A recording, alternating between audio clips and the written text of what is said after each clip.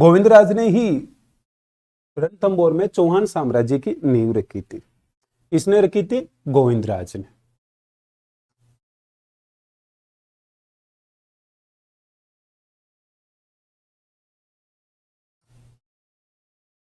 गोविंदराज पृथ्वीराज तृतीय का पुत्र है, ध्यान रखना। किसका पुत्र है? पृथ्वीराज तृतीय का।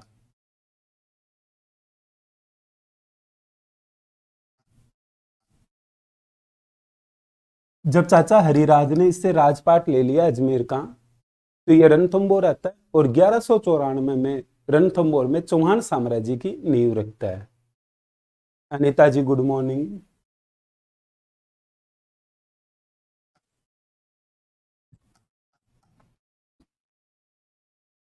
ग्यारह सौ 94 ईस्वी में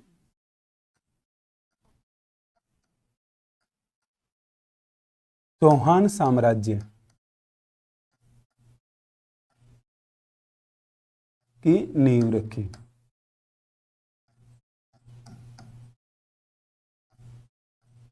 चौहान साम्राज्य की नींव रखी। कब रखी? 1194 ईस्वी में। रखने वाला कौन है? गोविंदराज।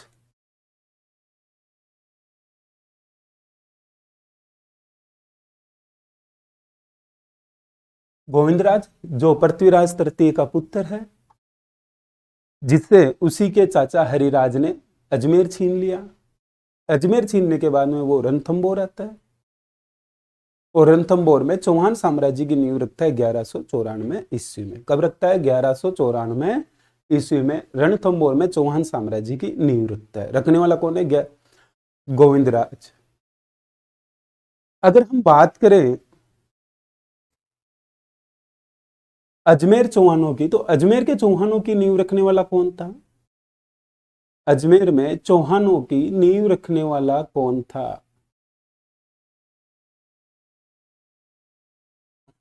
देखो क्वेश्चन बनते हैं, आप थोड़ा ध्यान देना।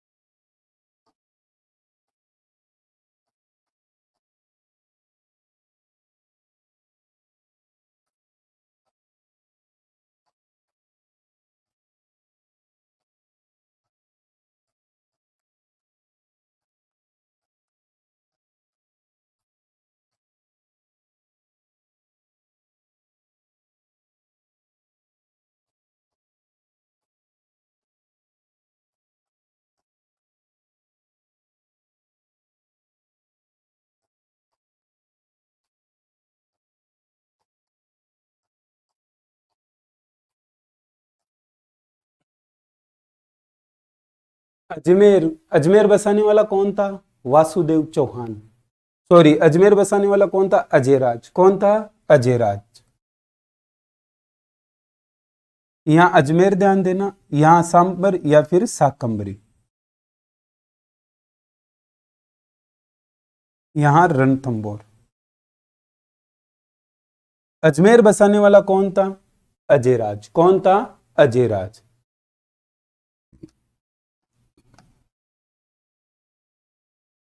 अजमेर बसाने वाला अजयराज था। तो अजमेर में चौहान मुख्यतः अजयराज से ही प्रारंभ होते हैं। सांबर या शाकंभरी में वासुदेव चौहान। कौन था? वासुदेव चौहान। ये जो एग्जाम में क्वेश्चन बनते हैं, ये इसी टाइप में बनते हैं। आता सब कुछ है आपको, लेकिन एक उत्तर का कहां पर यूज होगा वो ध्यान होना जरूरी है। भाई 4 ऑप्शन है, चारों में से कोई एक सही रहेगा।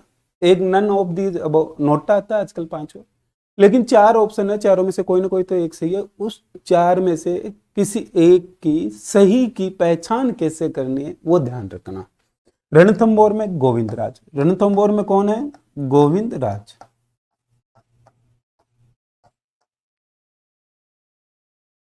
अब अगर आपके क्वेश्चन आ जाए कि चाहे कोई भी चौहान हो, कहीं से भी हो, चौहानों का संस्थापक कौन है, तो भी आपका आंसर होगा वासुदेव चौहान। क्या आंसर होगा? वासुदेव चौहान। अगर आपके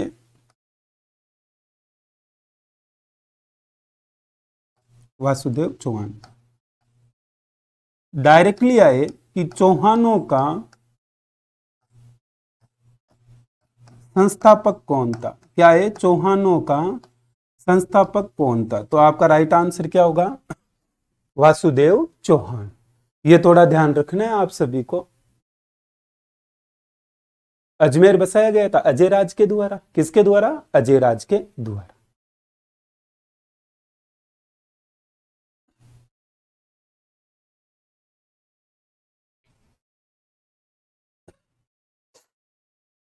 चलें आगे।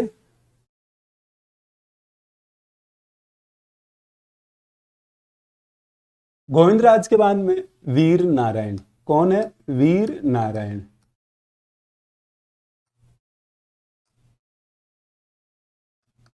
गोविंदराज के बाद में हम लेते हैं वीर नारायण।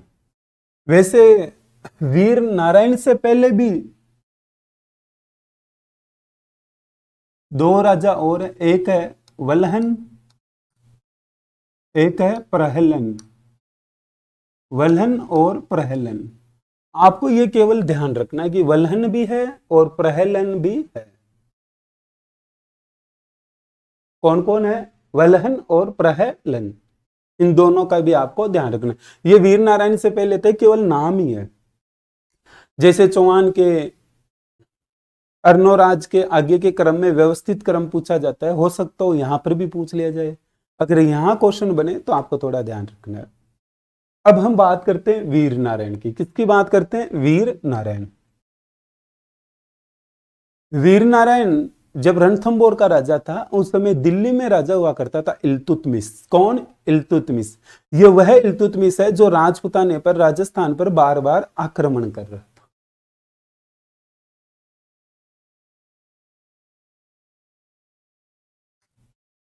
इल्तुतमिश। इल्तुतमिश ने वीर नारायण पर आक्रमण किया।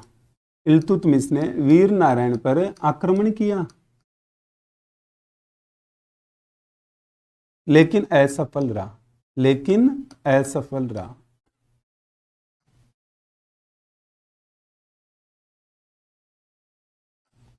इसने आक्रमण तो किया है लेकिन असफल रहा। वीर नारायण जो रणथंबोर का राजा है वो दिल्ली वाले राजा को हरा रहा है और दिल्ली वाला राजा असफल हो रहा है। इल्तुतमिश को लगा कि यार ये तो बेइज्जती हो गई। एक छोटी सी रियासत जिसकी एक शाखा है रणथंबोर में चौहानों की, और यही हमें हरा दिए, कैसे काम चलेगा? ये तो बेइज्जती वाला काम है। वीर नारायण से इल्तुतमिश ने कहा कि यार वीर नारायण, आप बड़े वीर पुरुष हो, कभी दिल्ली की तरफ आना हो तो हमारे पास भी आना। खुश हुए हम आपसे, प्रसन्न हुए। वीर नारायण इल्तुतमिश की बातों में आ जाता है और दिल्ली चला जाता है। वीर नारायण को दिल्ली बुलवा कर मार दिया। वीर नारायण को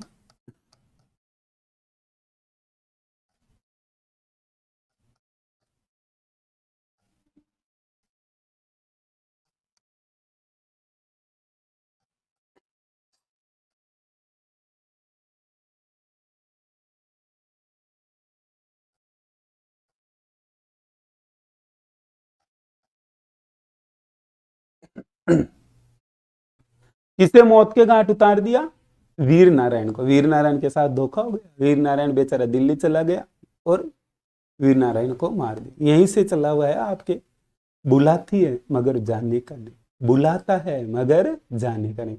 आपने उसे एक लेडीज वाला, लड़की वाला किस्सा सुना होगा, न्यूज में भी आया था कि जब उस लड़की को पता चला कि लड़का धोखा देने वाला है और वो शादी करने वाला है किसी और से, तो उस लड़की ने उससे कहा कि भाई लास्ट टाइम मिलने तो आजा घर पे। लड़का चला गया।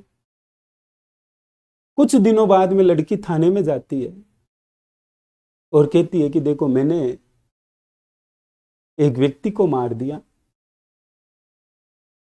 और वो रोज मेरे सपने में आता है। पुलिस वालों ने पूछा, भाई तूने किससे मारा, सपने में क्यों आता है? तो कहा कि मैंने उसे मारकर मेरे ही घर में दफना दिया, और जो जहां वो दफनाया हुआ है उसी के ऊपर मैंने चार पाई लगा रखी है, और वहीं मैं सोती हूँ। जब आपने कुछ गलत कर ही दिया और उस गलत के बारे में आप सोचोगे या उससे जुड़े हुए रहोगे, तो फिर वो बात तो आपके दिमाग में घूमती रहेगी। जहां वो लड़की सोती थी उसी के नीचे उसे दफना रखी थी। तो ध्यान रखना, बुलाती है मगर जाने का नहीं। इल्तुतमिश ने वीर नारायण को दिल्ली बुलवाकर मार दिया, मौत के घाट उतार दिया। नेक्स्ट है वाघ भट्ट। वाघ भट्ट, देखो ध्यान देना, मैं 3 नंबर लिख रहा हूं क्योंकि मैंने इन 2 राजाओं के बारे में ऐसा कुछ वर्णन नहीं लिखवाया है। इनके बारे में इतनी जानकारी है कि एक राजा वल्हन बना, फिर प्रहलन बना, किससे, वीर नारायण से पहले। तो ये केवल नाम ही लिखे हैं, आप थोड़ा सा ध्यान रखना। ये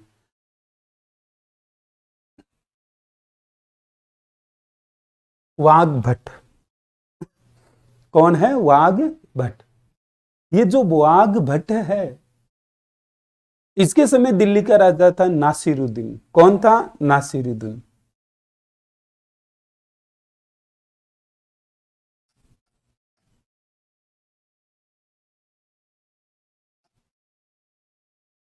दिल्ली का राजा कौन था? नासिरुद्दीन।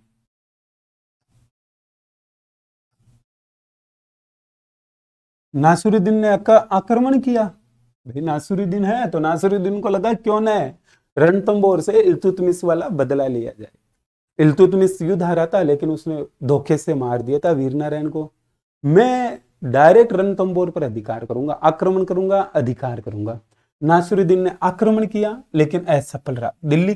दिल्ली का राजा नासिरुद्दीन ने आक्रमण किया,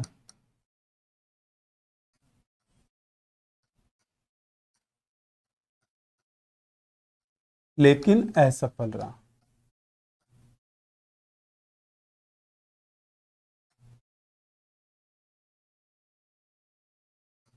लेकिन क्या रहा? असफल रहा। कौन रहा? नासिरुद्दीन। नासिरुद्दीन हार चुका है। नासिरुद्दीन जब युद्ध में हारा तो उस दौरान वाघ भट्ट को लगा कि यार, जब इल्तुतमिश ने वीर नारायण को मारा था तो उस दौरान उसने रणथंबोर के कुछ क्षेत्रों पर अधिकार कर लिया था। क्यों ना अब उन क्षेत्रों को आजाद कर लिया जाए, करवा लिया जाए, और इसने दिल्ली के अधिकार में अपने जो भी साम्राज्य थे उन्हें वापस प्राप्त कर लिया।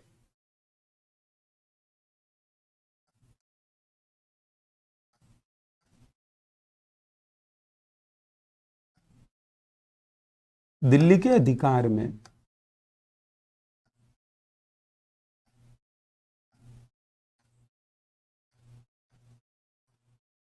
अपने साम्राज्य को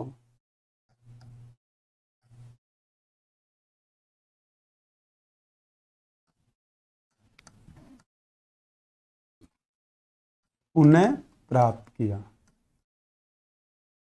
वापस प्राप्त कर लिया। प्राप्त करने वाला कौन है? वाघ भट्ट। वाघ भट्ट ने अपनी टेरिटरी, अपने साम्राज्य को वापस बढ़ा लिया, जितना था उतना।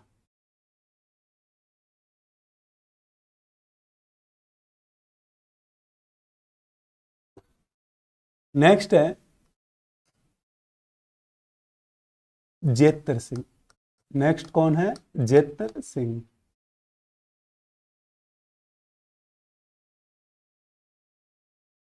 जेतर सिंह, जेतर सिंह ने 32 वर्ष शासन किया। कितने वर्ष शासन किया? 32 वर्ष।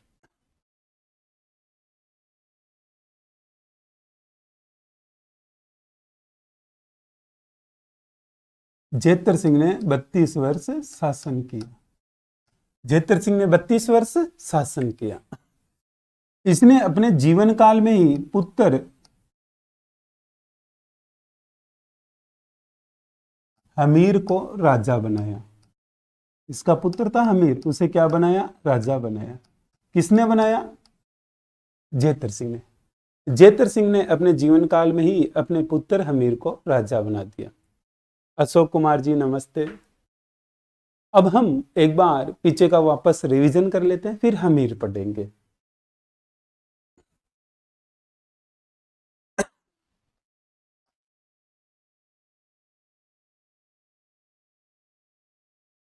रणथंबोर का इतिहास।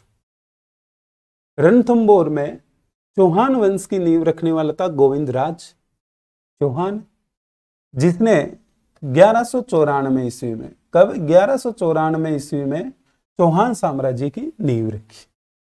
अजमेर में चौहानों का श्रेय दिया जाता है तो वो दिया जाता है अजयराज को, क्योंकि अजयराज ने ही अजमेर बसाया था। सांबर या शाकंभरी में चौहानों का संस्थापक कौन था? वासुदेव। और जितने भी चौहान है उन सभी का संस्थापक भी कौन है? वासुदेव चौहान है। रणथंबोर में चौहानों की नींव रखने वाला कौन था? गोविंदराज, पृथ्वीराज तृतीय का पुत्र। वीर नारायण के समय दिल्ली का राजा था इल्तुतमिश। यहां लिख देता हूं दिल्ली। दिल्ली का राजा कौन था? इल्तुतमिश। इल्तुतमिश ने आक्रमण किया लेकिन यह असफल रहा। इल्तुतमिश जब असफल रहा तो उसने वीर नारायण को दिल्ली बुलवाया और मार दिया, मौत के घाट उतार दिया, धोखा कर दिया। वाघ भट्ट कौन है? वाघ भट्ट। वाघ भट्ट के समय दिल्ली का राजा था नासिरुद्दीन। कौन था? नासिरुद्दीन। नासिरुद्दीन ने आक्रमण किया लेकिन असफल रहा। नासिरुद्दीन क्या रहा? असफल रहा। नासिरुद्दीन जब असफल रहा तो वो पीछे हट गया। इस दौरान वाघ भट्ट ने दिल्ली के अधिकार में जितने भी अपने क्षेत्र थे उन्हें वापस प्राप्त कर लिए, पुनः प्राप्त किए। जो मैंने अभी मार्क किए हैं, बॉक्स बनाए, राउंड दिए, आप ये मान लो आप याद रखना चाहो तो इन कुछ बातों को नोट कर लिया। और एग्जाम्पल मैं यहां पर आपको समझाऊं कि सर कैसे, तो जैसे आपने लिखा वाघ भट्ट, क्या लिखा? वाघ भट्ट। वाघ भट्ट लिखने के बाद में आप एक छोटा सा काम करो, यहां सबसे पहले लिखो नासिरुद्दीन, असफल,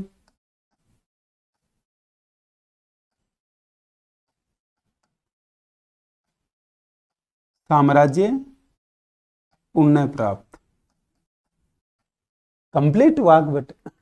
इस प्रकार आप अपने अच्छे से नोट्स बनाया करो जो एग्जाम में आपको सबसे ज्यादा हेल्प करेंगे। देवलाल जी गुजर, वेरी गुड मॉर्निंग।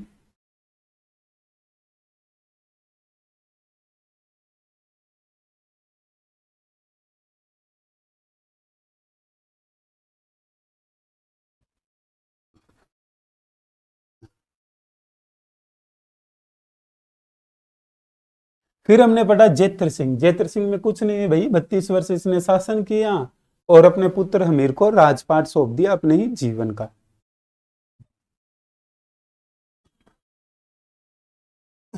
अब हम लेते हैं हमीर।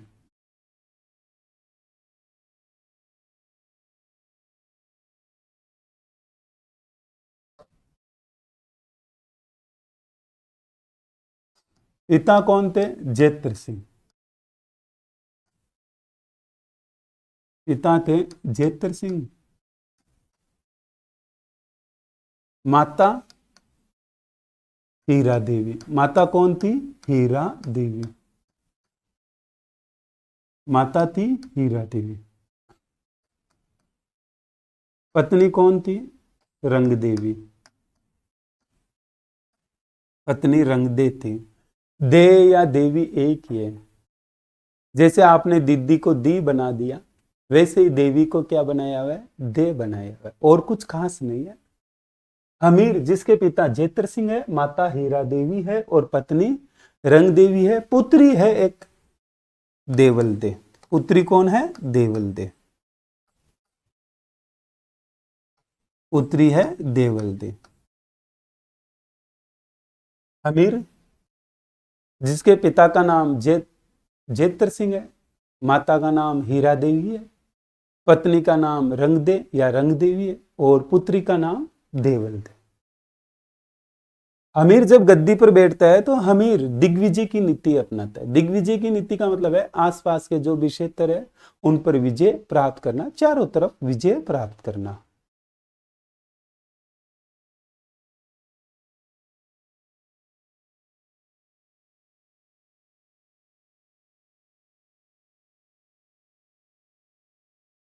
अमीर की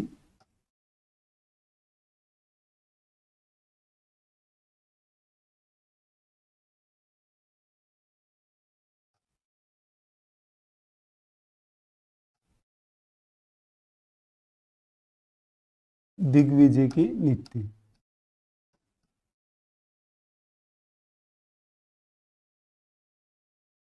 अमीर ने अपनी दिग्विजय नीति के तहत कुछ क्षेत्र जीते, जैसे चित्तौड़,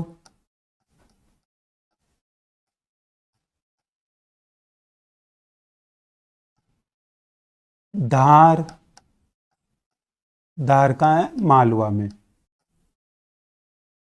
एमपी है, मालवा कहाँ है, एमपी में, धार मालवा में।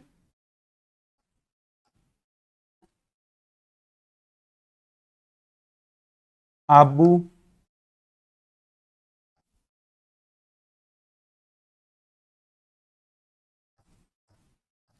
और भीमरस, ये चार क्षेत्र है, भीमरस यूपी में। इन चारों क्षेत्रों पर विजय प्राप्त की।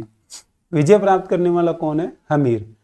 अमीर ने दिग्विजय की नीति अपनाई है और दिग्विजय की नीति के तहत आक्रमण कर रहा है, चारों दिशाएं जीत रहा है, आसपास के क्षेत्र जीत रहा है, चारों दिशाएं। तो हम कह सकते हैं दिग्विजय की नीति के तहत मतलब ये होता है कि मैंने आक्रमण किया और विजय प्राप्त की और मैंने चारों दिशाओं में आक्रमण किया। इसने जब चित्तौड़ पर आक्रमण किया उस समय चित्तौड़ का जो शासक था वो था समर सिंह। कौन था, समर सिंह।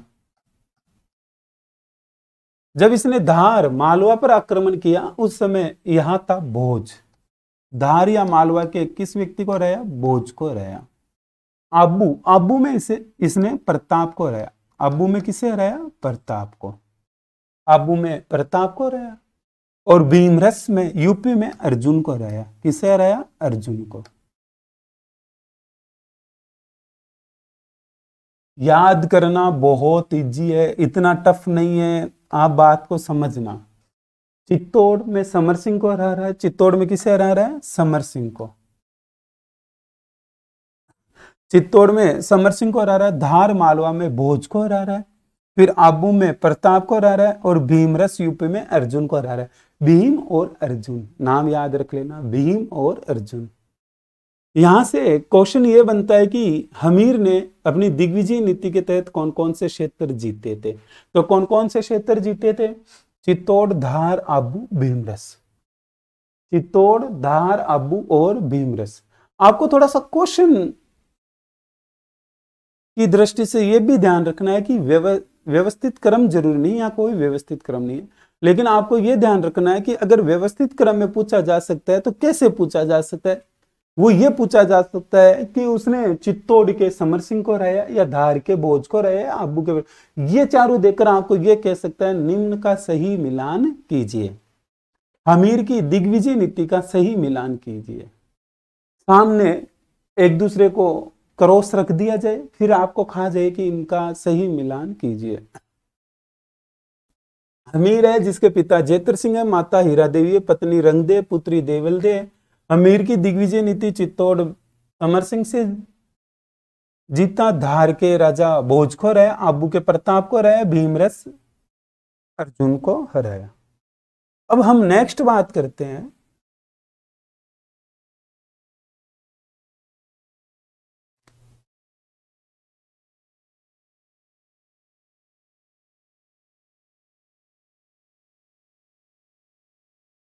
जलालुद्दीन खिलजी।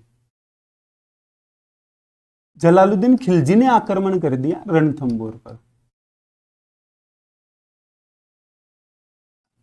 जलालुद्दीन खिलजी के आक्रमण, भाई दो आक्रमण करता है जलालुद्दीन खिलजी। जलालुद्दीन खिलजी के आक्रमण,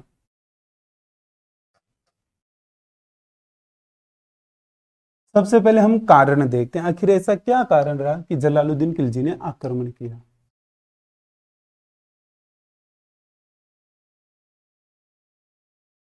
पहला कारण है जलालुद्दीन खिलजी के आक्रमण के कारण। पहला कारण है साम्राज्यवादी विस्तार की नीति।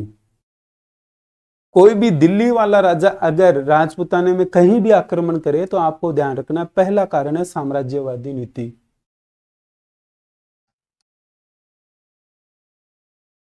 साम्राज्यवादी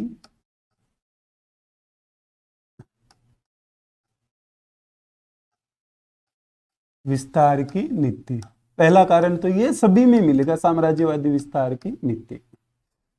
फिर दूसरा कारण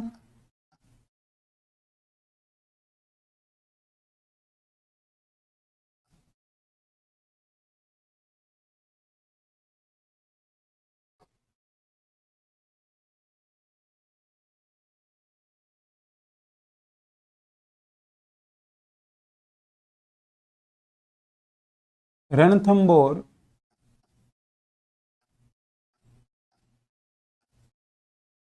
दिल्ली के निकट था। रणथंबोर दिल्ली के निकट था, दिल्ली के पास में था। क्या था? रणथंबोर। जलालुद्दीन खिलजी आक्रमण करने के लिए आ रहा है और उसका मुख्य कारण है एक तो साम्राज्यवादी विस्तार की नीति, दूसरा रणथंबोर दिल्ली के निकट था। जलालुद्दीन खिलजी ने दो आक्रमण किए। जलालुद्दीन खिलजी ने दो आक्रमण किए, एक 1290 में और एक 1292 में। एक 1290 में और एक 1292 में। इसमें दोनों असफल रहे, दोनों के दोनों असफल रहे।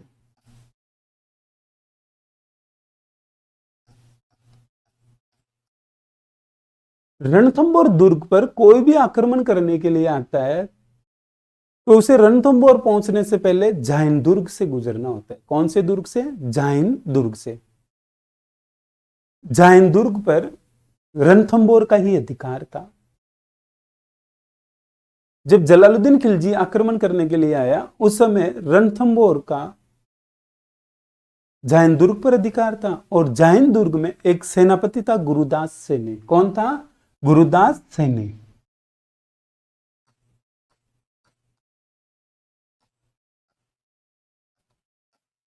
जाइन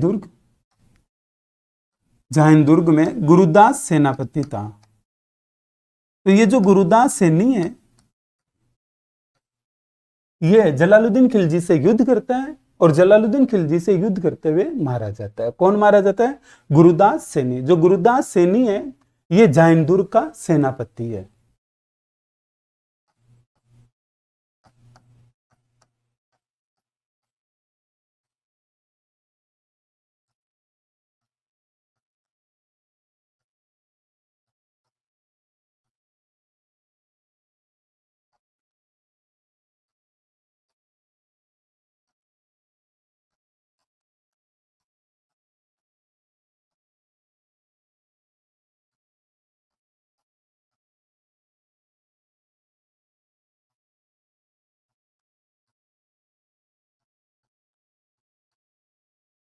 जलालुद्दीन खिलजी से युद्ध करते हुए कौन मारा गया? गुरुदास सैनी। जाइन दुर्ग रणथंबोर दुर्ग की कुंजी है।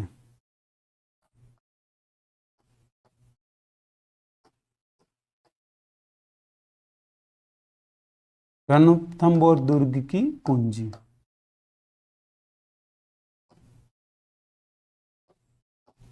जाइन दुर्ग जो है यह रणथंबोर दुर्ग की कुंजी है।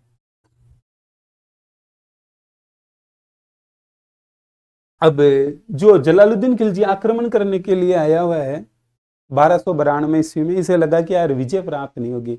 जब ये 1290 में युद्ध हार गया और वापस गया और रणथंबोर दुर्ग पर अधिकार नहीं कर पाया, तब इसने कहा था कि यार रणथंबोर पर अब और कभी आक्रमण नहीं करेंगे।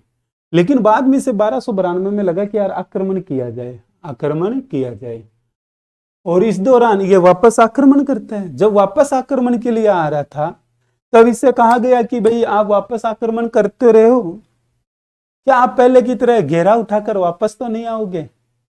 तब इसने कहा कि नहीं, इस बार वैसा नहीं होगा, तो फिर इस बार रणथंबोर पर विजय प्राप्त करेंगे। तब इसका एक सलाहकार हुआ करता था मलिक अहमद चप। कौन हुआ करता था? मलिक अहमद चप। जलालुद्दीन खिलजी का सलाहकार है, सलाहकार।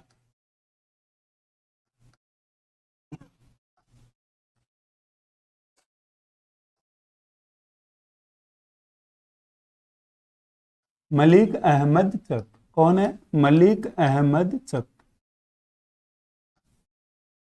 इस मलिक अहमद चप ने कहा कि महाराज ये क्या कर रहे हो, आपने तो कहा था इस बार विजय होकर लौटेंगे और घेरा वापस नहीं उठाएंगे, चाहे कुछ भी क्यों न हो, कैसी भी स्थिति क्यों न हो। इस दौरान जलालुद्दीन खिलजी ने कहा कि मैं इसे 10 किलो को मुसलमान के एक बाल के बराबर नहीं समझता। अंगूर खट्टे हैं। जलालुद्दीन खिलजी लंबे लंबे समय तक घेरा डालकर बैठा रहा। दोनों बार जब उसे विजय प्राप्त नहीं हुई और रणथंभौर दुर्ग पर अधिकार नहीं कर पाया और वापस लौट रहा था, तो फिर फाइनली उसे एक ही बात कहनी पड़ी कि अंगूर खट्टे हैं, मैं इसे 10 किलो को मुसलमान के एक बाल के बराबर नहीं समझता। किसने कहा? जलालुद्दीन खिलजी ने। किससे कहा? मलिक अहमद चप से।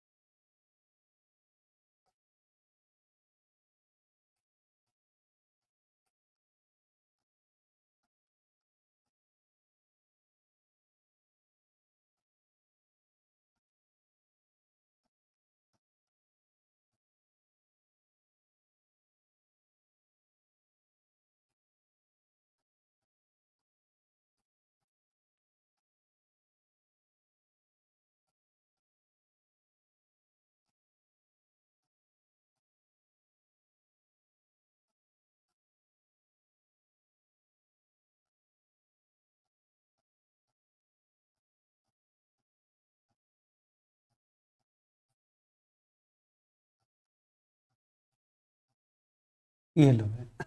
मैं इसे 10 किलो को मुसलमान के एक बाल के बराबर नहीं समझता हूं। चेतराम जी, वेरी गुड मॉर्निंग चेतराम जी। अब पहुंचे आप? कोई बात नहीं, चलो।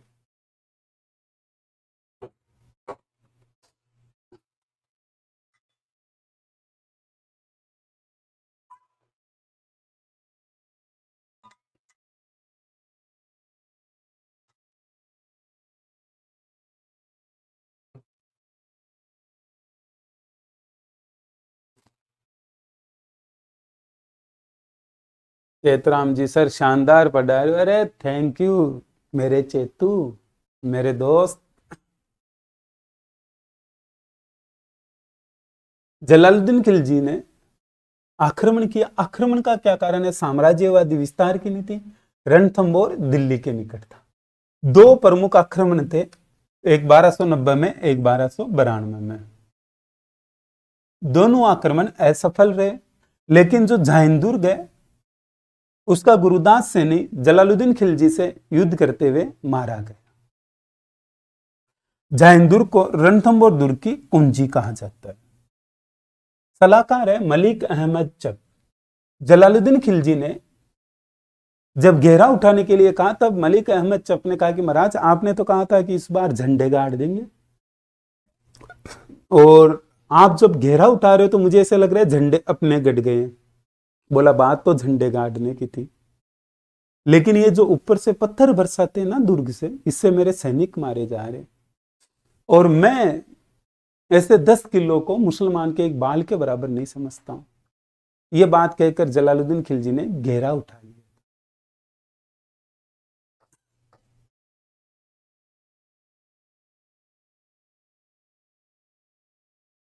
अब आता है आक्रमण करने के लिए अलाउद्दीन खिलजी। जलालुद्दीन खिलजी के बाद दिल्ली का राजा कौन बनता है? अलाउद्दीन खिलजी। अच्छा ध्यान रखना रे भाई, ये जलालुद्दीन खिलजी जो आक्रमण करने के लिए आ रहा है, ये दिल्ली का है।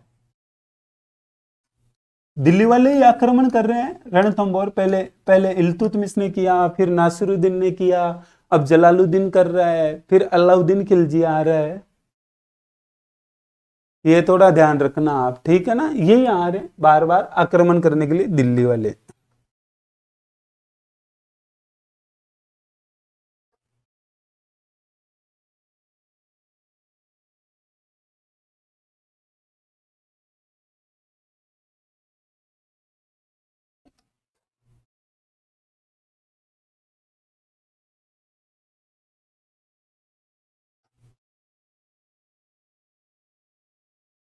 अलाउद्दीन खिलजी।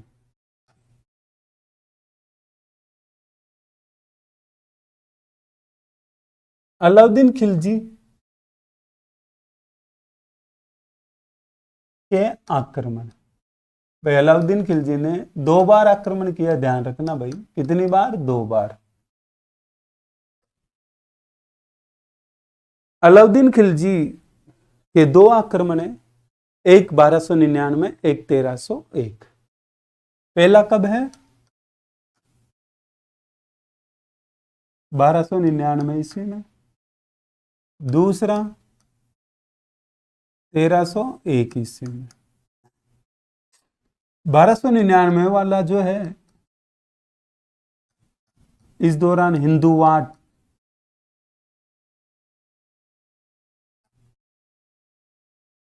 हिंदुवाल की घाटी थी, वहां पर युद्ध हुआ।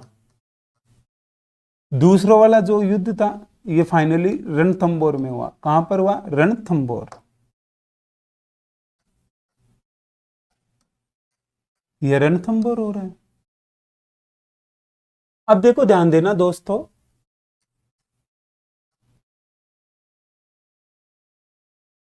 कि जो युद्ध के कारण है वो देखते हैं आखिर क्या क्या कारण थे।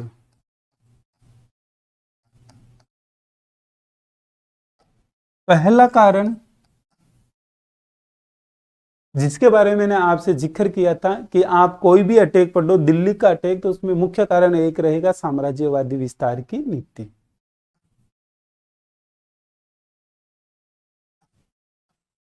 साम्राज्यवादी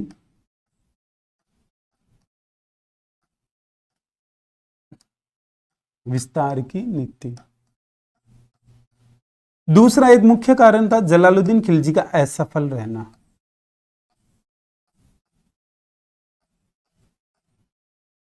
जलालुद्दीन खिलजी का असफल होना या जलालुद्दीन खिलजी की असफलता।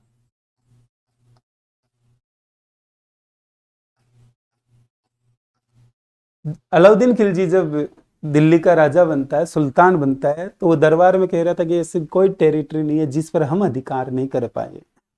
उसी दौरान एक मंत्री ने हाथ ऊपर किया और बोला, बोलो क्या कहना। कहा कि महाराज, सब टेरिटरी छोड़ो, आप चित्तौड़ छोड़ो, मारवाड़ छोड़ो, अपने दिल्ली के पास की ये सब टेरिटरी है।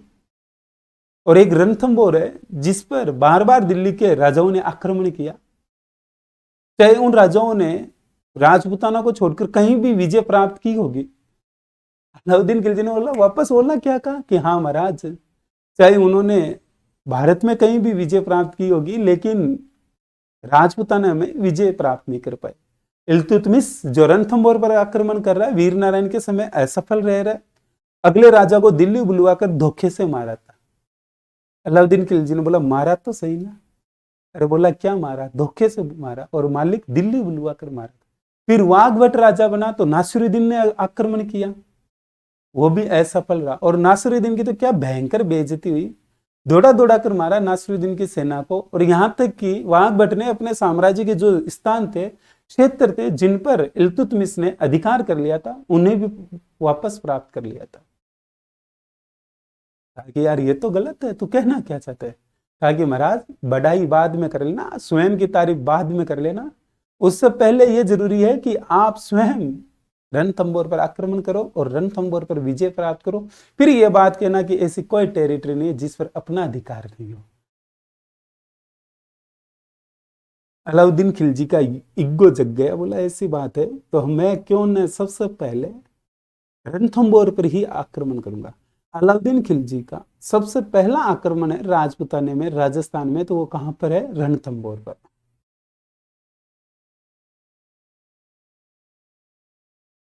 बारह सौ 99 वाला युद्ध कहां हुआ? इंदुवाल की घाटी। ये इंदुवाल की घाटी, ये रणथंबोर के पास में है। हिंदुवाल लिखा हुआ रहेगा, कहीं हिंदुवाट लिखा हुआ रहेगा, ध्यान रखना। एक बार ये क्वेश्चन आया हुआ है, तो वहां पर हिंदुवाट की जगह वाल लिखा हुआ था, इसलिए मैंने यहां पर हिंदुवाल लिख दिया है, ठीक है ना। एग्जाम में क्वेश्चन आया हुआ, उसमें भी यही आया था, हिंदुवाल की घर। अब देखो ध्यान देना, साम्राज्यवादी विस्तार की नीति जलालुद्दीन खिलजी की असफलता। भाई जलालुद्दीन खिलजी असफल रहा था।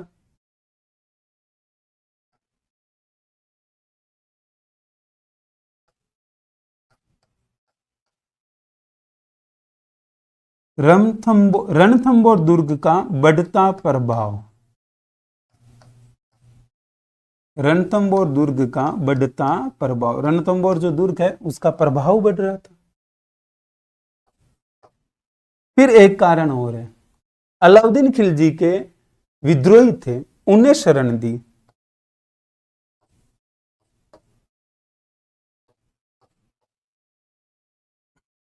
जो अलाउद्दीन खिलजी है, ये अलाउद्दीन भाई वो छोटा आएगा। जो अलाउद्दीन खिलजी है, अलाउद्दीन के विद्रोही, अलाउद्दीन के विद्रोही मोहम्मद शाह, मंगोल नेता है मोहम्मद शाह। कौन सा नेता है? मंगोल नेता, मंगोल है। अलाउद्दीन के विद्रोही मोहम्मद शाह वह केहब्रू को शरण दी। शरण देने वाला कौन है? हमीर।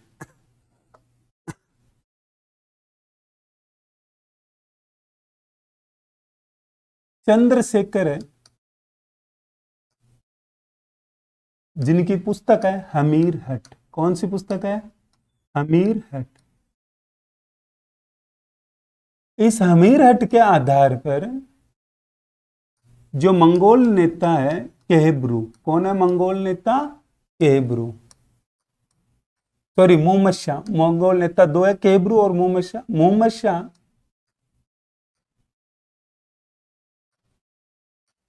वह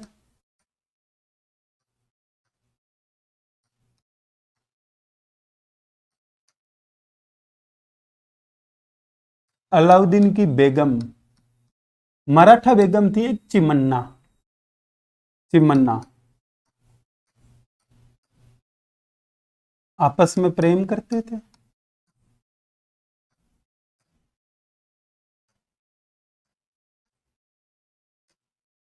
और दोनों ने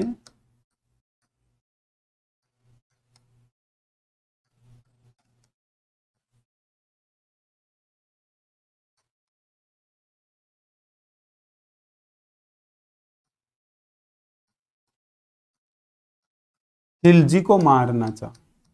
किसे? खिलजी को।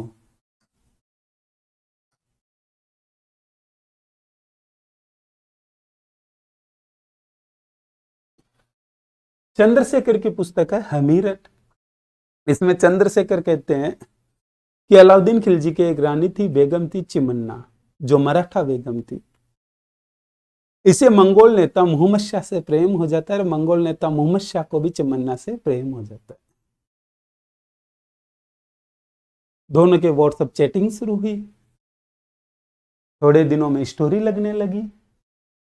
चिमन्ना की स्टोरी अलाउद्दीन खिलजी देखे या न देखे, सबसे पहले मोहम्मद शाह देखता था और लाइक करता था। धीरे धीरे प्यार हुआ, फिर इजहार हुआ। फिर इजहार होने के बाद उन्हें याद आया कि यार मोहम्मद शाह जिससे प्रेम कर रहा है मराठा बेगम से, वो तो अलाउद्दीन खिलजी की रानी है, अलाउद्दीन खिलजी की बेगम है। प्यार इतना परवन पकड़ चुका था कि उन्हें अब आपस में मिलना दिखाई दे रहा था कि चाहे कुछ भी क्यों ना हो, अब हम दोनों को एक होना है। और दोनों ने एक होने के लिए एक व्हाट्सएप ग्रुप बनाया और early in the morning daily उसमें चैट हुआ करती थी। एक दिन प्रातःकाल चिमन्ना जगी ही थी, आंखें अभी पूरी खुली नहीं थी, और उसे लगा कि क्यों न मेरे बाबू सोना को एक मैसेज किया जाए। और उसने मैसेज किया कि हम जब मौका मिलेगा तब अलाउद्दीन खिलजी को मौत के घाट उतार देंगे और फिर हम दोनों साथ में रहेंगे। यह मैसेज मोहम्मद शाह को तो नहीं भेजा गया और नींद नींद में गलती से अलाउद्दीन खिलजी के पास चला गया।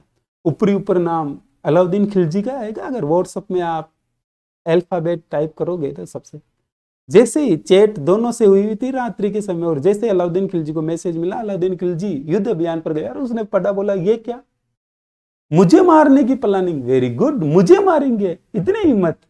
अलाउद्दीन खिलजी ने कहा कि पकड़ो रे इस मराठा बेगम को, और कहाँ है वो मोहम्मद शाह, दोनों को पकड़कर लाया जाए।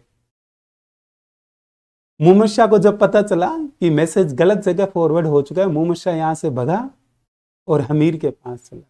कहां चला गया, हमीर के पास।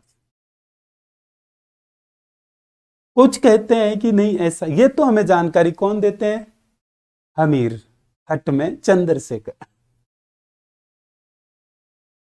सर व्हाट्सएप ही नहीं रहता था उस टाइम, अरे मेरे लाड दोस्त ये पढ़ाने का तरीका है, आप ये मत ध्यान दो उस समय व्हाट्सएप था नहीं था, इंस्टा था नहीं था, आप ये देखो प्यार तो था ना, और वही प्यार ले बैठा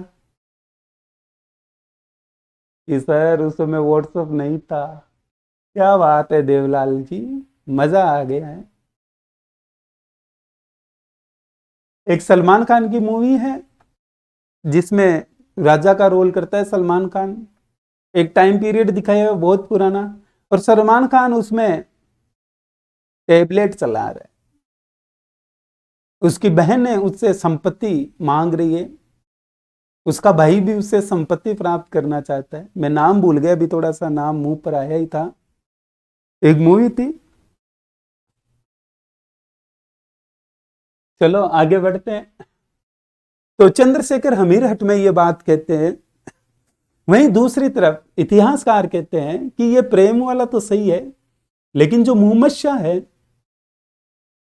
और केहब्रू, ये गुजरात वाले सोमनाथ मंदिर को लूटने के लिए गए हुए थे, और जब अलाउद्दीन खिलजी के कुछ सैनिकों ने उन्हें धन बराबर नहीं दिया, लूट का सामान बराबर नहीं दिया, उस दौरान मोहम्मद शाह और केहब्रू ने उन अलाउद्दीन खिलजी के प्रमुख व्यक्तियों को लूटा, और वहां से वो हमीर के पास भग कर आए।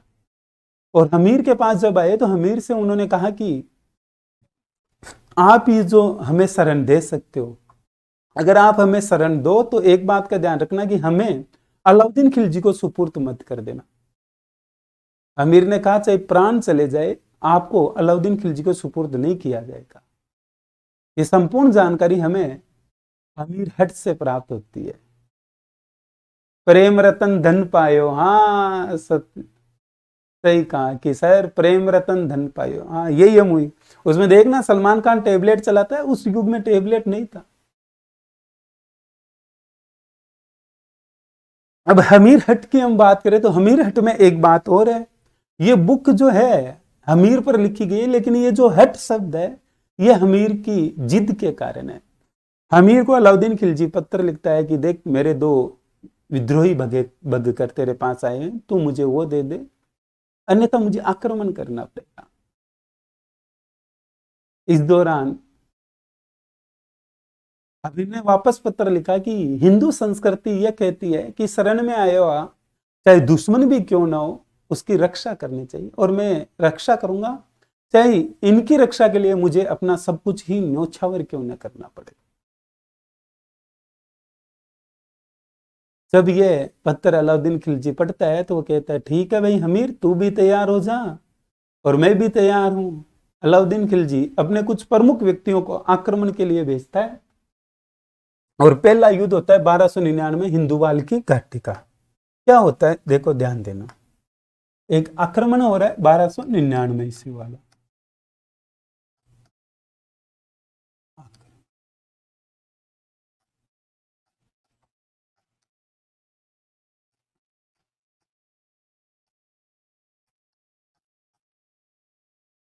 अलाउद्दीन खिलजी वर्सेज हमीर, दोनों इस युद्ध में भाग नहीं लेंगे, तो फिर इनके सेनापति युद्ध में भाग लेंगे। अलाउद्दीन खिलजी का था अल्प खान। कौन था? अल्प खान। उल्लुग खां, अल्प खां, उल्लुग खां और नुसरत खां। अल्प खां, उल्लुग खां और नुसरत खां। हमीर की तरफ से आए थे धर्म सिंह और भीम सिंह, धर्म सिंह और भीम सिंह, धर्म सिंह और भीम सिंह आए थे। अल्प खां, उल्लू खां, नुसरत खां, धर्म सिंह और भीम सिंह, इनके बीच में एक घमासान युद्ध होता है और इस युद्ध में इन दोनों की विजय होती है। हमीर की इस युद्ध में विजय होती है। विजय होने के दौरान अल्प खां, उल्लू खां, नुसरत खां के पास जो भी सामान था वो पूरा का पूरा सामान इनके द्वारा लूट लिया गया, धर्म सिंह और भीम सिंह के द्वारा। और इनसे ये लूट का सामान लेकर धर्म सिंह और भीम सिंह यहां से निकल लेते हैं। दरअसल इस युद्ध में नुसरत खां मारा गया। कौन मारा गया? नुसरत खां। नुसरत खां मारा गया। अल्प खां और उल्लू खां जब वापस जा रहे थे तो आपस में चर्चा कर रहे थे कि यार हमारा एक प्रमुख सेनापति नुसरत खां मारा गया है, हम जाकर अलाउद्दीन खिलजी को क्या जवाब देंगे? कहीं ऐसा नहीं हो कि अलाउद्दीन खिलजी हमें दरबार से निकाल दे, बर्खास्त कर दे। इसी दौरान अल्प खां ने वापस कहा नुसरत और उल्लू खां से कि ये जो हिंदू है ना, ये आक्रमण करते हैं, अगर कोई सामने वाला दुश्मन माफी भी मांग ले तो ये माफ कर देते। बोला ये तो अच्छी बात है, लेकिन अपना तो बंदा युद्ध में मारा गया ना, माफी मांगने का समय नहीं मिला। बोला बात ये नहीं है, एक दूसरी अच्छी और बात है, ये युद्ध में विजय हो चाहे युद्ध हारे, फिर ये वापस धोखे से वार नहीं करते।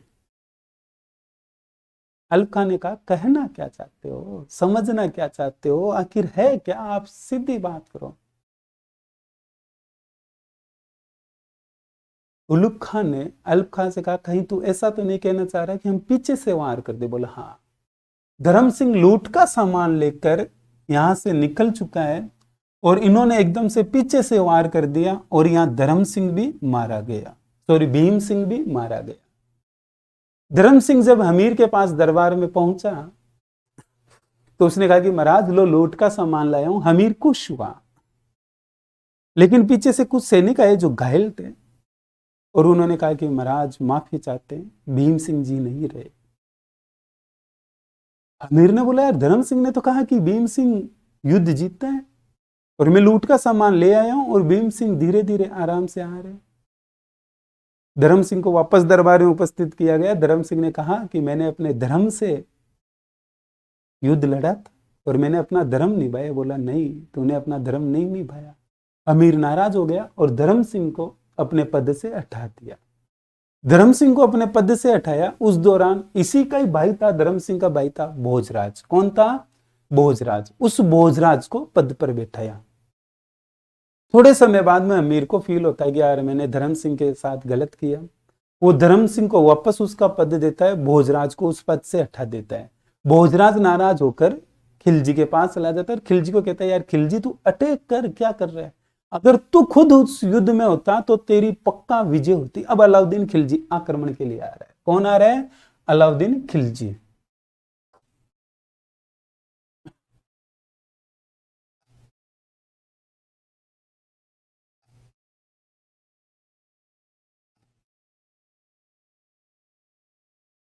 अब अलाउद्दीन खिलजी स्वयं आ रहा है।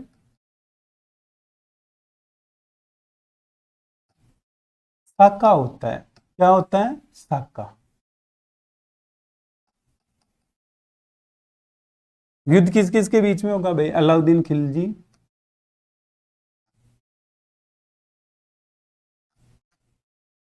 अलाउद्दीन खिलजी वर्सेज हमीर। हमीर को जितना समझाना था अलाउद्दीन खिलजी ने समझा दिया, लेकिन हमीर अपने शरण में आए हुओं को लौटाना नहीं चाहता था, सुपुर्द नहीं करना चाहता।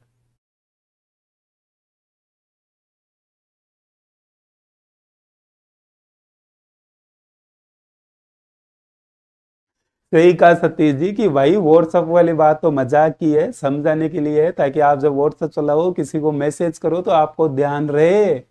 मैं तो आपको चेतावनी दे रहा हूं, जैसे सिगरेट के पैकेट पर चेतावनी रहती है धूम्रपान स्वास्थ्य के लिए हानिकारक है, और तस्वीर भी बनी हुई रहती है एक चेहरे की जिसके अंदर चेहरा कुछ डैमेज हुआ है। उसी प्रकार मैं आपको आगाह कर रहा हूं कि कोई किसी को भी भाई कुछ भी मैसेज कर रहे होंगे आप थोड़ा ध्यान से किया करो। इसीलिए जब आप डिवाइडर पार करते हो, कोई चौराया पार करते हो, तो वहां लिखा हुआ रहता है गति धीमे रखे। तो व्हाट्सएप में भी गति क्या रखनी है? धीमे रखनी है। किरण जी लिख रहे हैं कि sir very nice class, thank you. Deepak ji लिख रहे हैं सर अलाउद्दीन खिलजी ने बहुत सारे युद्ध किए लेकिन प्रेम के लिए किए। मतलब अलाउद्दीन खिलजी प्रेम बढ़ाना चाहता था, तो चिमन्ना भी तो प्रेम ही बढ़ा रही है। हम आगे पढ़ेंगे भाई, जब चित्तौड़ पढ़ेंगे तो सब कुछ बातें बताऊंगा, ठीक है। एक बार वो बातें वहां जरूरी है, यहाँ कहना थोड़ा जरूरी नहीं है। अलाउद्दीन खिलजी और हमीर, कौन है? अलाउद्दीन खिलजी और हमीर, इन दोनों के बीच में युद्ध हो रहा है। हमीर के कुछ प्रमुख सेनापति हैं,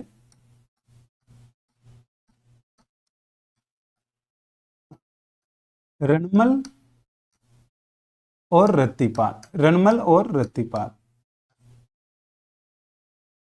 एक रसद अधिकारी है, कौन है? रसद अधिकारी।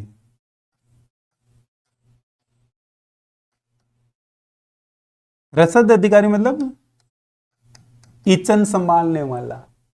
किचन संभालने वाला है सुरजन शाह। कौन है? सुरजन शाह। सुरजन शाह।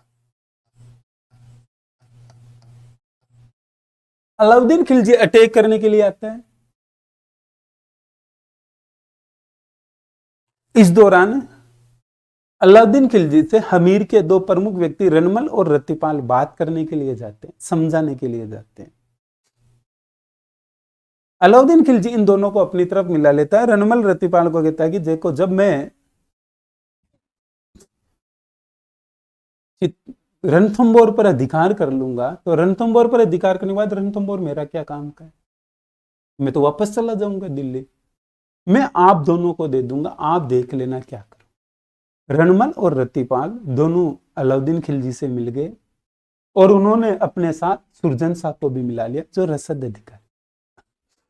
अब अलाउद्दीन खिलजी को लगा कि यार अब पक्का विजय प्राप्त हो जाएगी। और उसका एक मुख्य कारण था क्योंकि हमीर ने दूर के दरवाजे बंद करवा लिए और अंदर बैठ गया। रसद सामग्री थी, खाने पीने की अच्छी व्यवस्था थी, तो हमीर को कोई चिंता नहीं थी। लेकिन अब अभी प्रमुख सेनापति मिल चुके हैं, रसद अधिकारी सुरजन शाह भी मिल चुका है। अब युद्ध होगा, युद्ध की तैयारियां हो रही है। हमीर जो है यह केसरिया धारण करेगा। क्या धारण करेगा? केसरिया। अमीर की रानी थी रंगदे। रंगदे जौहर करती है। रंगदे क्या करती है? जौहर। जहां केसरिया हो और जौहर हो उसे हम कहते हैं साका। क्या कहते हैं? साका। जहां केसरिया हो और जौहर हो उसे हम क्या कहते हैं? साका कहते हैं। ये जो साका हो रहा है ये 11 जुलाई 1301 ईस्वी को हो रहा है। कब हो रहा है? 11 जुलाई 1301 ईस्वी को। ये राजस्थान का प्रथम साका है, ध्यान रखना, राजस्थान का प्रथम साका। राजस्थान का पहला साका है। अब हम बात करते हैं रंगदे जो जौहर कर रही है। रंगदे क्या कर रही है? जौहर। रंगदे के नेतृत्व में महिलाएं जौहर करती है। हमीर के एक पुत्री है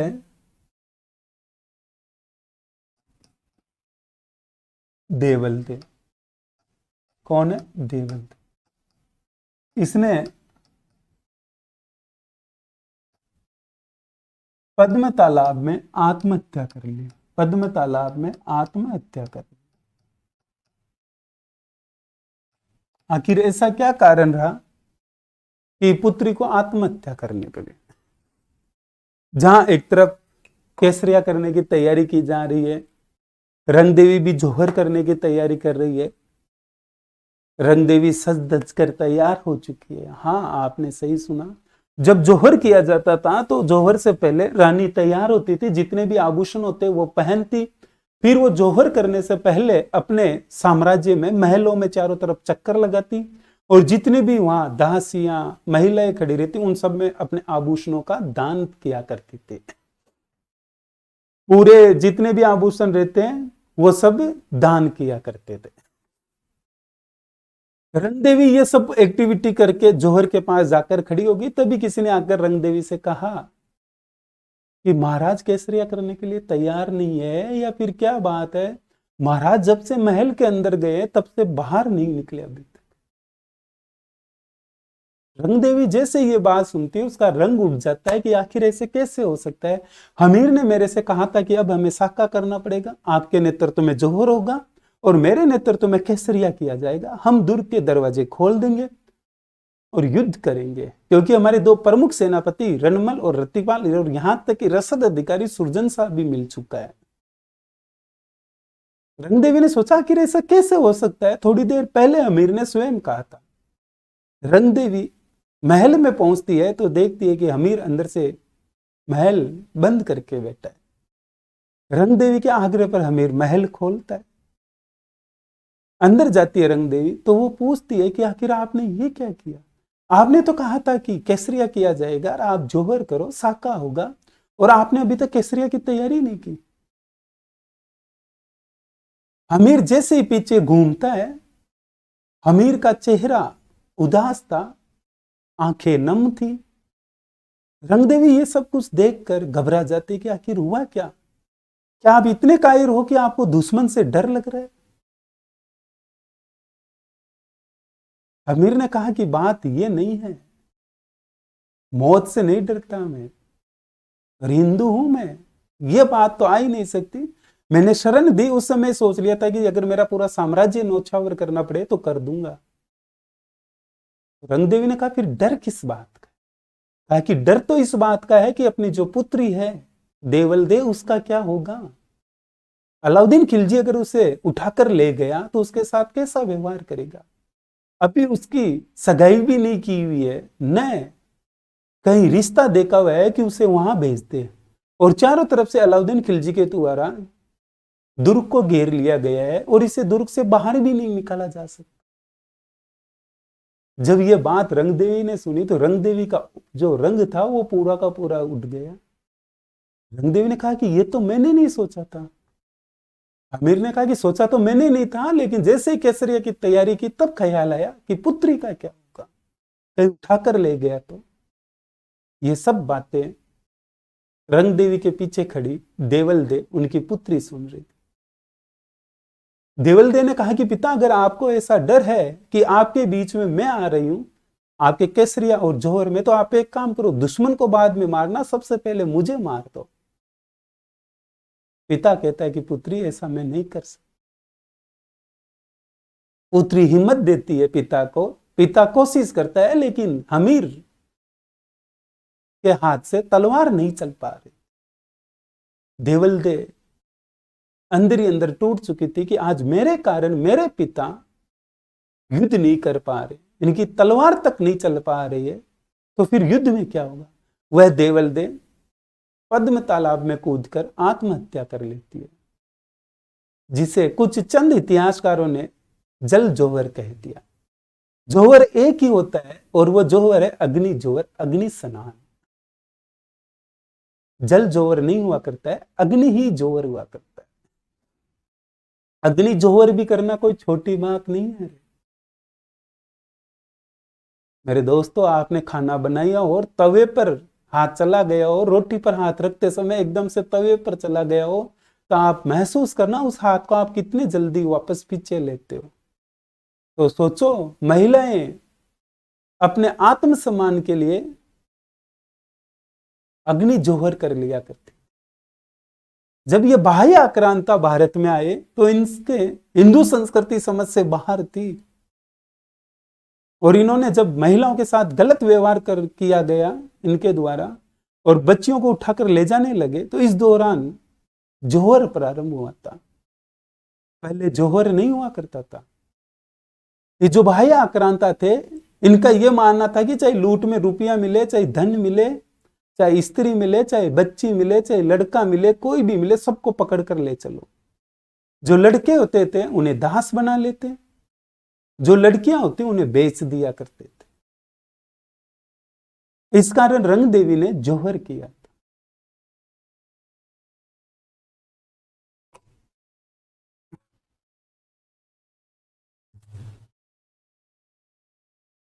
देवल दे ने पद्म तालाब में आत्महत्या की। अलाउद्दीन खिलजी विजय प्राप्त करता है। सर जी, जल में गोरक्त भी मिलाया था रनमल और रतिपाल ने। देखो, हाँ, इन्होंने जो गोकुंड था, जो पानी पीने वाला था, उसमें भी मिला दिया, और रसद अधिकारी सुरजन था ना, इसने खाने वाले में भी मिला दिया था। ठीक है, हाँ, ये सही है कि भाई इन्होंने गोरक्त मिला दिया था। अलाउद्दीन खिलजी से जब कहा गया कि भाई आखिर ऐसी क्या स्थिति अंदर प्रकट हो कि दूर के दरवाजे खोल दिए जाए, तब कहा गया कि आप एक काम करो, जो जल है उसमें गोरक्त मिला दो। तो रनमल रतिपाल ने कहा कि भाई हम तो गाय काटेंगे नहीं, हम हिंदू है। अलाउद्दीन खिलजी ने कहा चिंता मत करो, काट के मैं भेज दूंगा, तुम बस टुकड़े तो फेंक दोगे ना। बोला हाँ। तो जो गोरख गोकुंड था उसके अंदर फेंक दिया गया।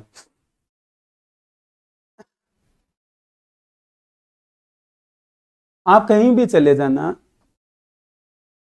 जहां पानी की व्यवस्था मिलेगी, वहां जो पानी की धार निकल रही हो, वो धार जहां से निकल रही हो वहां पर गौमुख बनाया जाता है। क्या बनाया जाता है? गौमुख। आप कभी देवयानी जाना हो पास में ही आपके, तो देखना वहां भी गौमुख है। आप कभी रणथंभौर जाओ तो वहां भी देखना गौमुख है। आप कभी चित्तौड़ जाओ तो चित्तौड़ में भी देखना गौमुख है। और चित्तौड़ में तो जो पानी इकट्ठा होता है दुर्ग के ऊपर, वहां भगवान शिव का मंदिर भी है। अलाउद्दीन खिलजी ने हमीर से युद्ध किया और हमीर यहां मारा गया। कौन मारा गया?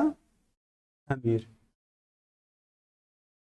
हमीर मारा गया। भाई केसरिया धारण किया था, इनका एक ही उद्देश्य था कि या तो मरना है या मारना है। अलाउद्दीन खिलजी युद्ध में विजय होता है। अलाउद्दीन खिलजी युद्ध में क्या होता है? विजय।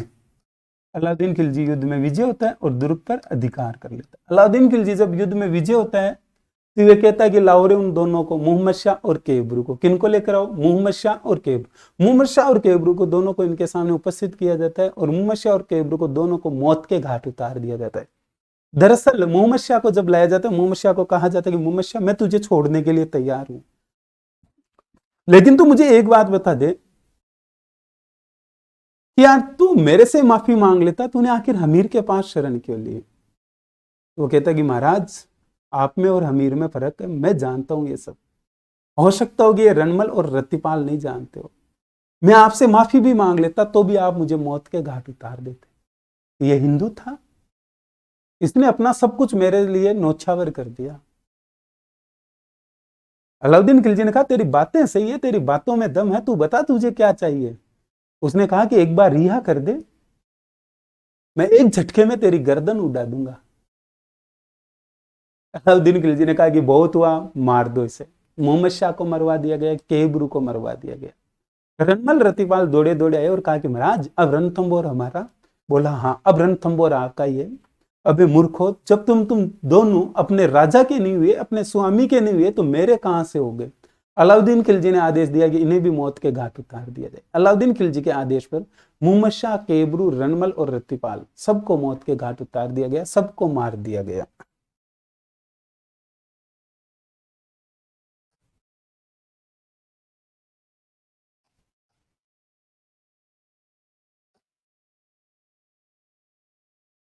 भैया आजा, कहाँ अटकेगा?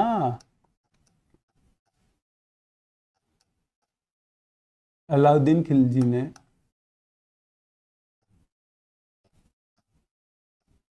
मोहम्मद शाह, केबरू व रणमल और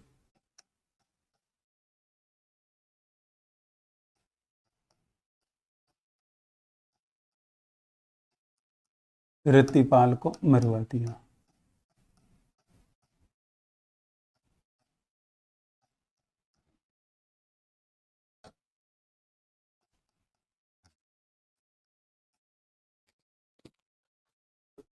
सॉरी, दुर्ग पर अधिकार किया।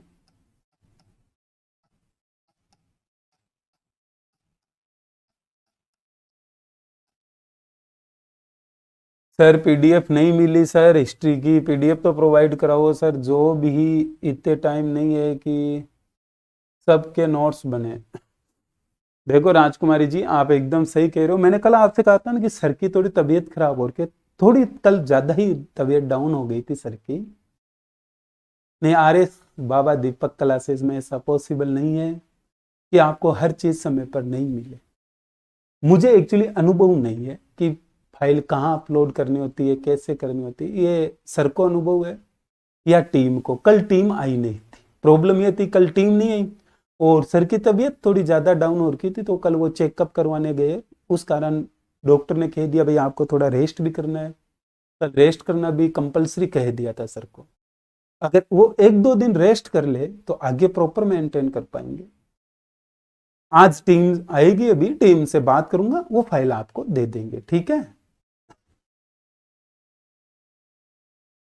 दुर्ग पर अधिकार किया। अलाउद्दीन खिलजी ने दुर्ग पर अधिकार कर लिया। अलाउद्दीन खिलजी ने किस पर अधिकार कर लिया? दुर्ग। यहां पर रणपल, रतिपाल सबको मौत के घाट उतार दिया गया। हम बात कर रहे थे चंद्रशेखर की बुक हमीर हट की। किसकी बात कर रहे थे? चंद्रशेखर की बुक है हमीर हट। इसके बाद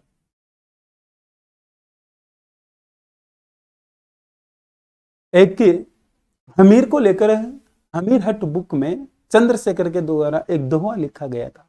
हट यानी जिद के कारण। इसकी जिद थी कि मेरे शरण में आए को मैं किसी को सुपुर्द नहीं करूंगा, उस कारण इसका पूरा साम्राज्य हाथ से चला गया। सिंह गमन सतपुरुष वचन कदली फिले एक बार। सिंह गमन, शेर जब आगे बढ़ जाता है तो वो पीछे मुड़कर नहीं देखता, चाहे पीछे शिकार क्यों न रह गया हो, अब शेर आगे ही बढ़ेगा। सिंह गमन सतपुरुष वचन, किसी सच्चे इंसान ने एक बार जो लफ्ज कह दिए, एक बार जो वचन दे दिया किसी को, तो फिर चाहे कुछ भी क्यों ना हो, प्राण भी क्यों न जाए, फिर वो पीछे नहीं हटेगा। कदली फिले एक बार, जहां एक बार कदली लग गई फिर उसके बाद वापस नहीं लगती, उस जगह कदली नहीं लगती। सिंह गमन सतपुरुष वचन कदली फले एक बार। तीर या तेल, जब किसी लड़की का विवाह किया जाता है तो तेल चढ़ाया जाता है। तीर या तेल हमीर हट चढ़े न दूजी बार, कि जैसे लड़की के तेल एक बार ही चढ़ता है, विवाह होता है तब, अगर तलाक हो जाए दूसरी बार विवाह होता है तो तेल वापस नहीं चढ़ाया जाता है, ध्यान रखना। तीर या तेल हमीर हट, और हमीर की जो हट है, हमीर ने जो कह दिया सो कह दिया, फिर वो पीछे नहीं हटेगा। हमीर हट चढ़े न दूजी बार, तो ये वापस होने वाली बातें नहीं है, ठीक है।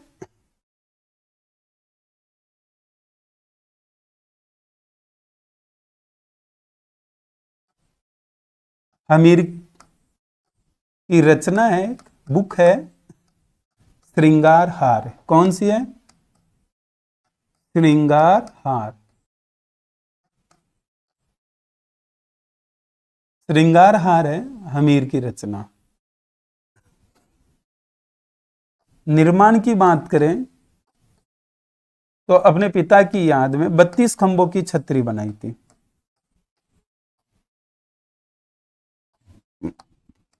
32 खंभों की छतरी। अमीर के जो पिता थे उन्होंने 32 वर्ष शासन किया।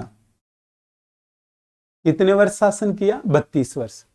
अमीर के पिता ने 32 वर्ष शासन किया, तो उसी याद में 32 खंभों की छतरी बनाई गई। पिता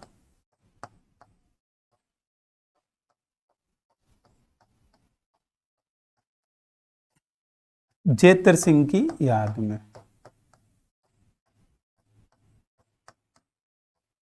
पिता जो जेतर सिंह है, इनकी याद में 32 खंभों की छतरी बनाई गई थी। आज क्लास कंप्लीट हुई।